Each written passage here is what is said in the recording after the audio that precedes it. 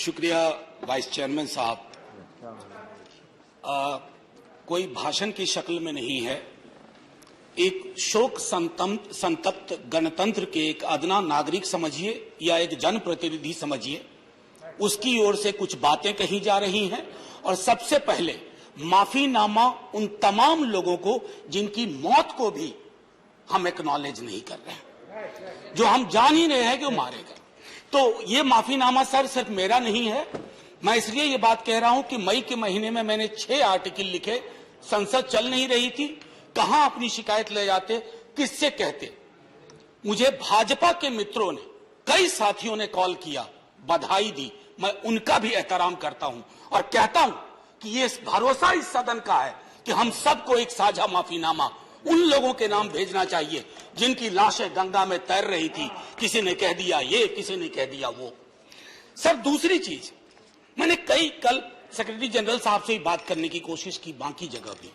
किसी 2 सत्र के बीच में सर 50 लोगों की ऑबिचुअरी आज तक कभी नहीं हुई संसदीय इतिहास में। राजीव सातव की उम्र थी जाने की इस दुनिया से। रघुनाथ महापात्रा जब मिलते थे गले लगाते थे, बोलते थे जय जगन्नाथ। अचानक में वो नहीं है। ये पीड़ा व्यक्तिगत है, आंकड़ा मैं नहीं कहना चाहता हूं, मेरा आंकड़ा, तुम्हारा आंकड़ा। अपनी पीड़ा में आंकड़ा ढूंढिए। एक व्यक्ति नहीं है इस देश में, इस सदन में, सदन के बाहर, उस सदन में जो ये कहे कि उसने किसी जानने वाले को ना खोया हो। सर पीड़ा कह सकता हूं।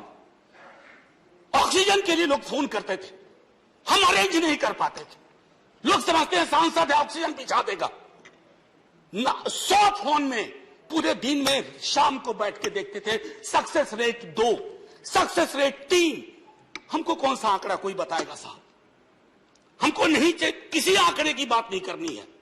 हमें देखना है कि जो लोग गए वो जिंदा दस्तावेज छोड़ के गए हैं हमारे फेलियर का। मैं आपकी बात नहीं कर रहा हूं साहब। आप कहिएगा 70 साल में कुछ नहीं हुआ, मैं उसमें जाना ही नहीं चाहता। ये कलेक्टिव फेलियर है 47 से लेके अब तक की सारी सरकारों का। क्या बना दिया हमने? मुझे पता नहीं था कि अस्पताल और ऑक्सीजन का क्या रिश्ता होता है सर। ईमानदारी से कहता हूं, मैं मेडिकल बैकग्राउंड से नहीं आता हूं। सुबह से लोगों को दिखता था ऑक्सीजन ऑक्सीजन, रेमडेसिविर। मैं तो दवाइयों के नाम तक शुरू में सर प्रोनाउंसिएशन चेक किए कि कैसे उच्चारण करूंगा। ये हालत है। और तब हम आंकड़ों की बात कर रहे हैं, तब हम ये बात कर रहे हैं थैंक यू फलाना साहब, चिलाना साहब। सर मैं यहां से निकलता हूं, बहुत बड़ा विज्ञापन लगा हुआ है, मुफ्त वैक्सीन, मुफ्त राशन, मुफ्त इलाज। सर एक मिनट, मैंने किसी नहीं, please I don't want my time. मैं किसी दल की ओर से आज नहीं बोल रहा हूं। मैं दावे के साथ कहता हूं, मैं लाखों लोगों की ओर से बोल रहा हूं जो यहां बोलना चाहते हैं। अब मेरी बात सुनिए, आज शिकायत नहीं कर रहा हूं आपसे। ये वेलफेयर स्टेट है ना। एक साबुन की टिकिया अगर कोई गरीब गांव में खरीद रहा है ना सर, तो अडानी अंबानी के बराबर का करदाता है। आप उसको कह रहे हो मुफ्त वैक्सीन, मुफ्त इलाज, मुफ्त राशन।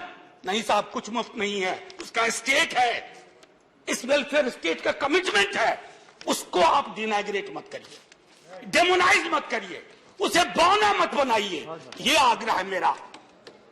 सर मैं इससे पहले की कुछ और बातें कहूं, मेरे पास सही वक्त है। सर इस कोरोना को मैं भी मानता हूं, मेरे पूर्व के वक्ता कुछ कह रहे थे, ये चैलेंज है हमारे लिए सर। बहुत बड़ी बड़ी बातें नए कानून की हो रही है। राइट टू हेल्थ की बात क्यों नहीं करते हम लोग? राइट टू हेल्थ, स्वास्थ्य का अधिकार, उसमें कोई किंतु परंतु लेकिन परंच नहीं। सीधे तौर पे स्वास्थ्य का अधिकार constitutionally guaranteed. Right to life के साथ लिंक करिए। किसी अस्पताल की मजाल नहीं होगी कि वो उस खिलवाड़ कर पाए उस राइट टू लाइफ का। करना नहीं चाहते। राइट टू वर्क, उस पर काम करिए। पॉपुलेशन को लेकर के बहुत बातें हो रही हैं साहब। डेमोग्राफी को, डेमोग्राफर्स को छोड़ दीजिए, बड़ा संश्लिष्ट विज्ञान है, लेकिन ये हम कर सकते हैं इस सदन और उस सदन में। Right to life, right to work पर लेजिस्लेशन लाइए ताकि कोई आपदा आए। अभी तो हमारे लीडर ऑफ हाउस नहीं है, नए बने हैं। उनसे मैं कहता, जब वो रेल मंत्री थे, हॉस्पिटैलिटी सेक्टर के लोगों को निकाल दिया गया इसी कोरोना काल में। मैंने लगातार आवाज उठाई, कोई सुनने वाला नहीं है सर, कोई नहीं सुन रहा। अगर आप सांसद की नहीं सुन रहे हैं तो जो छोटे अदना संविदा वाले नौकरी से निकाले गए उसकी कौन सुनेगा सर। एक और अद्भुत चीज हुई इसी कोरोना के दौरान, माननीय उपसभापति महोदय, जब हाहाकार मचा हुआ था हॉस्पिटल के लिए, आईसीयू बेड्स के लिए, दवाइयों के लिए, यह हाहाकार जब मचा हुआ था उस दौर में सर कई चीजें हुई, जिसमें से एक जो महत्वपूर्ण चीज मैं जिसका जिक्र करूंगा, उस हाहाकार में सरकारें, मैं सिर्फ केंद्र को नहीं कह रहा हूं, कई राज्य सरकारें भी नदारद थी। वो 1.5 महीना कैसे बिताया है इस मुल्क ने। हमारे सदन के कोई लोग बड़ी मुश्किल से बच के आए हैं, मैं नाम नहीं लूंगा। पूरे देश ने वो वक्त कैसे बिताया है, नाइटमेयर की तरह लगता है सर, डरावना लगता है। एक मेरा स्टूडेंट पढ़ा है, वह 37 साल का, हॉस्पिटल का बेड जब तक मैंने अरेंज किया वो दुनिया छोड़ के जा चुका था। मैं इसलिए बार बार इसको इसलिए ये कह रहा हूं कि इसमें व्यक्तिगत पीड़ा को ढूंढिए, तब हम इसका निदान ढूंढ पाएंगे। मेरी नाव तुम्हारी नाव, मेरा काल तुम्हारा काल, ये तो बहुत कुछ हुआ, इस भौकाल से आपको कुछ हासिल नहीं होगा। सर बस 1 मिनट और लूंगा, जो मैं कहना चाह रहा था। सर एक खत मैंने मृतात्माओं के नाम लिखा था, कुछ कर नहीं पा रहा था, बेबसी में एक खत लिखा, जो लोग इस दुनिया से चले गए। उसमें कुछ मैंने सलाह दी थी सर सरकार से, और ये जो उस बीच में कहा गया कि सरकारें फेल नहीं की, सिस्टम फेल कर गया। अरे साहब, ये सिस्टम कौन क्या है? बचपन से सुनते थे कि सिस्टम के पीछे व्यक्ति होता है, सिस्टम के पीछे एक संरचना होती है। अगर वो सिस्टम फेल किया है, चाहे दिल्ली में या किसी गांव की गलियों में, तो वहां की सरकारें फेल गई। सिस्टम का नाम इसे मत दीजिए, क्योंकि यही वो सिस्टम बनाते हैं। धन्यवाद। और आप बस आखिरी टिप्पणी करने दीजिए। प्रोफेसर धन्यवाद, आपको ज्यादा टाइम दे चुका हूं मैंने। सर बस 10 सेकंड लूंगा। आज जय हिंद बोलने में भी वो खुलूस नहीं आ रहा है जो आम दिनों में हुआ करता है।